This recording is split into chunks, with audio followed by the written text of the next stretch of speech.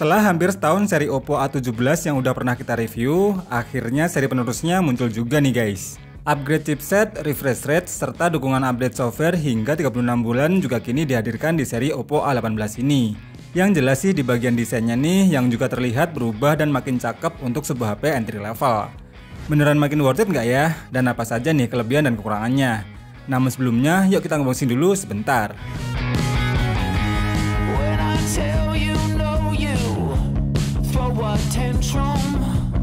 Tampilan dusnya terlihat simpel banget, cuma ada tulisan Oppo A18 dan angka seri yang besar di bawahnya. Di samping kanan dus terdapat 4 selling point utamanya, mulai dari RAM, baterai, layar, hingga dukungan update softwarenya. Di belakang dus ada info tambahan lagi, seperti ukuran memori 4/128 GB, serta warna biru bersinar untuk unit yang akan kita unboxing kali ini. Begitu pertama kali buka, langsung ada dus kecil lagi yang isinya adalah buku manual, kartu garansi, dan pin SIM tray. Serta dapat jelly case yang bahannya cukup tebal. Baru kemudian unit HP yang masih terbungkus plastik. Di bagian bawah ada adapter charger bawaan berdaya maksimal 10 watt, dan kabel data bawaan yang tentunya sudah menggunakan USB-C. Itu dia isi dalam kemasan bawaannya, kita rapikan dan lanjut ke hands-on-nya. Kita lepas dulu plastik pembungkus dan juga stiker IMEI yang menempel di bodi belakangnya ini. Ini dia tampilan desain bodi belakangnya, yang memang terasa identik dengan desain HP seri mid-range paling populernya Oppo saat ini. Di samping kanan ada tombol volume dan power yang sekaligus untuk sensor side fingerprint. Di kiri ada lubang kecil untuk membuka slot yang support dual SIM dan microSD. Di bagian atas polos, dan di bawah ada lubang jack audio, mic, charger, dan speaker. Kita nyalakan dan sentuh dulu sebentar. Ini dia tampilan awal dari Oppo A18, pakai interface ColorOS versi 13 yang berbasis OS Android 13 juga. Dari about phone-nya ini juga langsung terlihat kalau HP ini ditenagai chipset MediaTek Helio G85. Memori internal sebesar 128 GB-nya pun sudah terpakai hampir 24 GB untuk aplikasi sistem dan aplikasi bloatware bawaannya. Untuk pilihan menu di kameranya tergolong simpel dan tidak begitu banyak fiturnya. Ada mode foto, video yang bisa merekam Full HD di 30 fps, baik untuk kamera depan maupun belakangnya.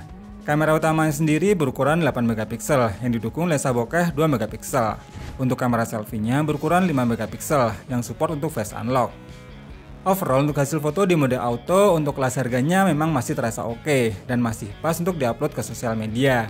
Asal dalam kondisi cukup cahaya, hasilnya masih terasa optimal dengan efek beauty yang gak lebay.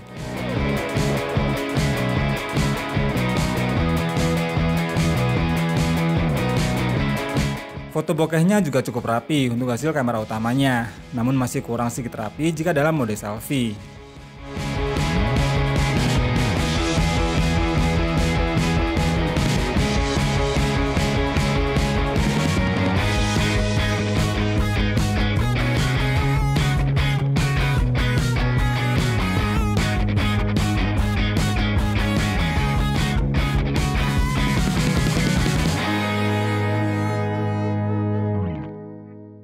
Untuk hasil rekaman videonya juga masih identik dengan hasil foto. Namun untuk rekaman video kamera depannya malah terasa lebih dapat warnanya. Hai guys.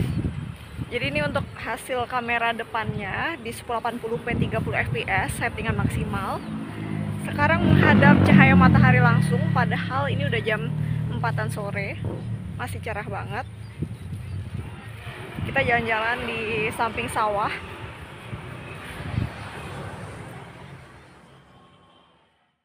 Yang paling saya suka dari seri ini tuh jelas bagian desain bodi belakangnya ini. Dengan finishing doff gini jadi bikin gak mudah ninggalin bekas sidik jari. Meskipun untuk build quality-nya masih terasa banget untuk plastiknya. Dan yang paling saya gak suka tentu saja di bagian layarnya yang masih pakai desain layar poni. Selain itu layar sebesar 6,56 inch-nya ini masih beresolusi SD+. Tapi kini sudah lebih smooth karena mendukung refresh rate hingga 90Hz yang terdapat mode autonya juga.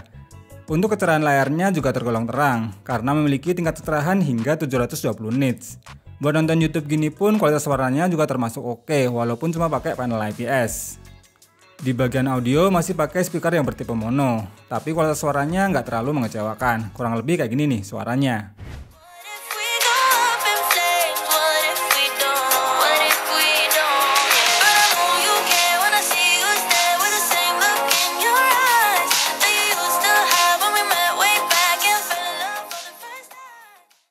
Untuk fitur set fingerprintnya pun juga punya respon dan tingkat akurasi yang cukup memuaskan.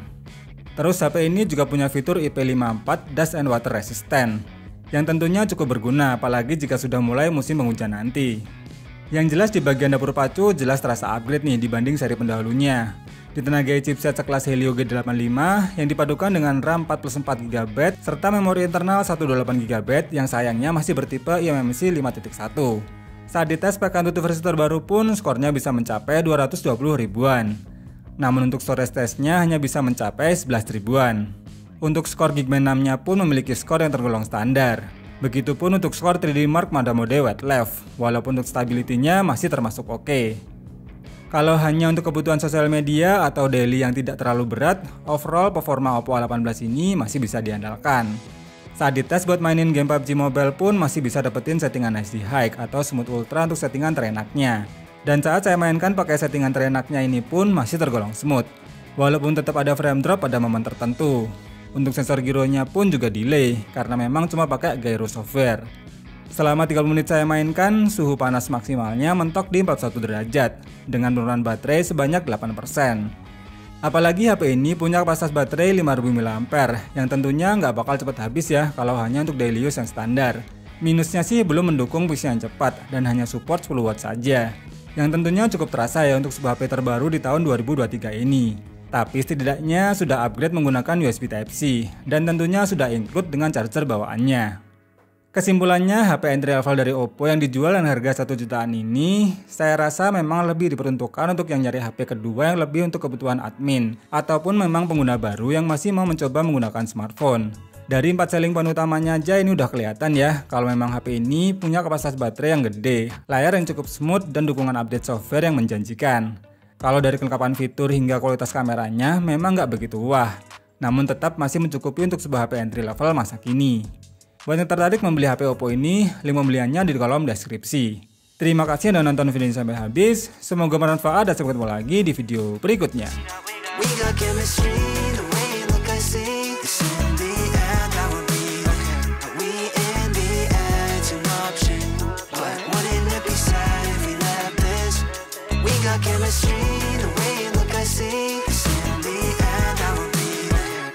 It's in the air.